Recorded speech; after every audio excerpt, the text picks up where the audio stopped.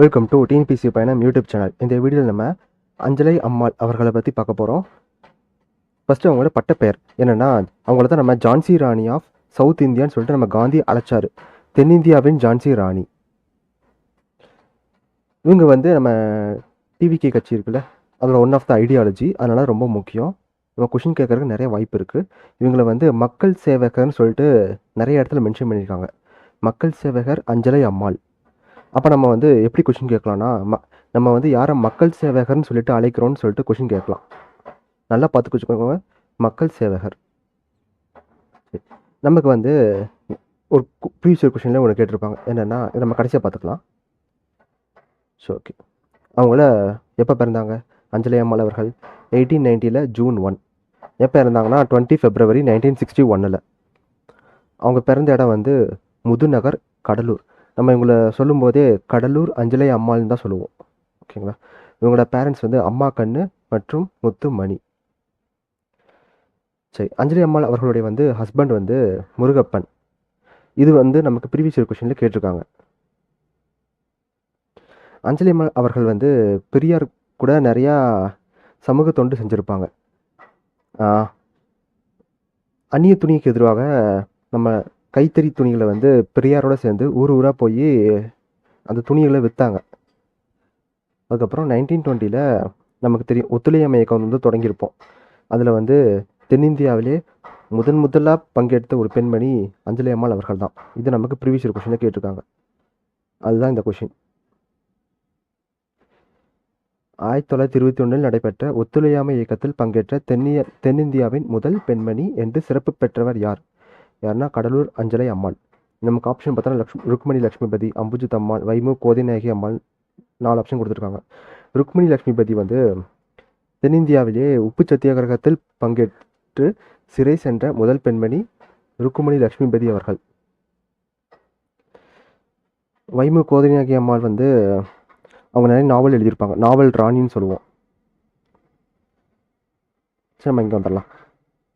அடுத்து ஒத்துழையாமை இயக்கத்துக்கு அப்புறம் 1927 நீல் அறப்போராட்டம், நீல் ஸ்டாச்சு சத்தியாகிரகம் நடந்திருக்கும். யாரோட தலைமையிலனா சோமயராஜலு தலைமையில் முகமது சாலியா ராவுத்தர் வந்து அந்த நீலோட ஸ்டாச்சுவை வந்து உடச்சிருப்பாங்க. ஆக்சுவலாக இந்த நீலுங்கிறவர் யாருன்னா 1857 ரிவால்ட்டில், அதாவது 1857 பெருங்கிளர்ச்சியில் அதை ஒடுக்கிறதுக்காக பாடுபட்டவர் தான் நீல். அப்படிப்பட்ட ஒருத்தர் வந்து ஸ்டாச்சு வந்து அதுவும் சென்னையில் வந்து வைக்கக்கூடாதுன்னு சொல்லிட்டு எதிர்ப்பு வந்திருக்கும். சோமயராஜலு தலைமையில் முகமது சாலியா ராவுத்தர் வந்து அதை உடைச்சாங்க. அந்த போராட்டத்தில் அஞ்சலி அம்மாளும் அவங்களோட பொண்ணு அம்மா கண்ணும் பார்ட்டிசிபேட் பண்ணியிருப்பாங்க. அதனால் அவங்களுக்கு வந்து ஜெயில் தண்டனை கிடச்சிது. எங்கன்னா வேலூர் ஜெயிலில் 1 வருஷம் போட்டாங்க. காந்தி வந்து இவங்களை பார்க்கும்போது ஜெயிலுக்கு போய் மீட் பண்ணியிருப்பார் எல்லாத்தையும். அப்போ வந்து அம்மா கண்ணுவை பார்க்கும்போது ரொம்ப சின்ன வயசு அவங்களுக்கு. காந்தி என்ன பண்ணுறாருன்னா, அம்மா கண்ணுவை வந்து பிரிட்டிஷ்ட ரெக்வஸ்ட் பண்ணி விடுதலை பண்ணி அம்மா கண்ணுவை அவரோட சேர்ந்து வார்தா ஆசிரமத்துக்கு வந்து கூட்டு போயிட்டு அம்மா கண்ணுங்கிற பேரை வந்து லீலாவதின்னு சொல்லிட்டு நேம் சேஞ்ச் பண்ணார். இது நமக்கு ரொம்ப ரொம்ப ரொம்ப முக்கியமான டேட்டா. சரி, 1931 உப்பு சத்தியாகிரகம் நடந்திருக்கும். அதில் இவங்க பார்ட்டிசிபேட் பண்ணுறாங்க.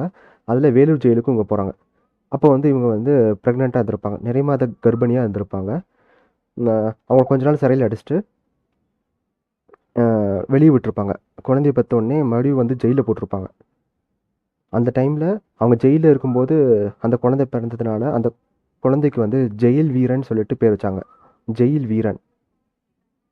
எந்த சிறைனா வேலூர் ஜெயிலு. இதுக்கு முன்னாடி ஒத்துழையாமை இயக்கத்துக்கும் அவங்க வேலூர் சிறைக்கு தான் போயிருப்பாங்க. அதே மாதிரி உப்பு சத்தியாகிரகத்துக்கும் வேலூர் சிறை தான் போயிருக்காங்க. 1931 அனைத்து இந்திய பெண்கள் காங்கிரஸ் மாநாடு நடந்திருக்கும் சென்னையில். அதோட தலைமை தாங்கி நடத்தியிருப்பாங்க. 1932 கள்ளுக்கடை மறியலுக்காக பெல்லாரி சிறையில் தூக்கி போட்டாங்க அவங்கள. அப்புறம் 1933 நமக்கு தெரியும் சட்ட மறுப்பு இயக்கம் தொடங்கியிருப்பாங்க.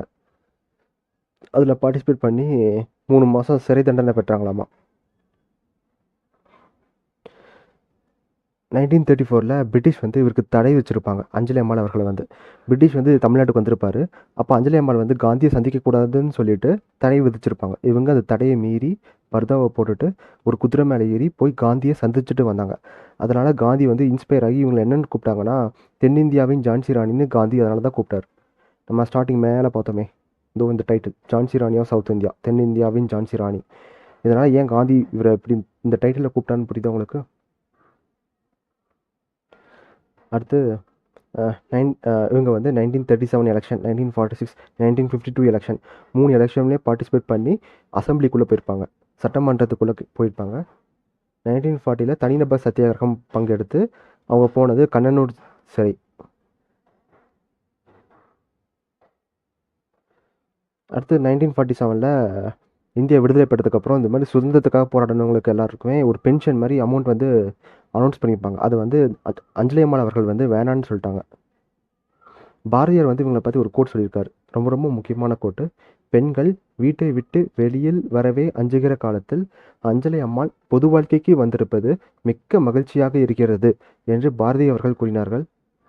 இந்த ஸ்டேட்மெண்ட் வந்து பாரதியார் யாரை பார்த்து சொன்னார் கேட்கலாம், இல்லைன்னா இந்த ஸ்டேட்மெண்ட் வந்து யார் சொன்னாலும் கேட்கலாம், அஞ்சலி அம்மாளை பார்த்து. அடுத்து ராஜா வாசுதேவன் அவர்கள் வந்து 2021 இவங்களை பற்றி ஒரு புக் எழுதியிருக்காரு. தியாகி தலைவி அஞ்சலி அம்மாள் தான் அந்த புக்கு பேர். 2021 கரண்ட் அஃபேர் டேட்டா. ராஜா வாசுதேவன். அடுத்து தீர்த்தம்பாளையத்துக்கு வந்து தீர்த்தம்பாளையம்னு சொல்லிட்டு ஒரு கிராமம் இருக்கும். அங்கே வந்து ரொம்ப கஷ்டப்பட்டிருப்பாங்க தண்ணிக்காக. அஞ்சலி அம்மாள் தான் போராடி என்ன பண்ணியிருப்பாங்கன்னா, அங்கே ஒரு வாய்க்காலை வெட்டி கொடுத்துருப்பாங்க. அதனால் அவங்களோட நினைவாக அந்த வாய்க்காலுக்கு வந்து அஞ்சலி அம்மாள் வாய்க்கால்னு சொல்லிட்டு பேரே வச்சிட்டாங்க இப்போ. அவ்வளோதான். நம்ம அஞ்சலி அம்மாள் அவர்களை பற்றி நிறைய பார்த்துட்டோம். இது வந்து யூனிட் 6 வருது. தமிழ்நாட்டு பெண் விடுதலை போராட்ட வீரர்கள். இதுக்கப்புறம் நம்ம இன்னும் மூலூர் ராமாமிர்தம் அம்மையார், முத்துலட்சுமி ரெட்டி, தர்மாம்பாள் இவங்களை பற்றி பார்த்தோன்னா ஓரளவுக்கு முடிஞ்சிடும். So thank you.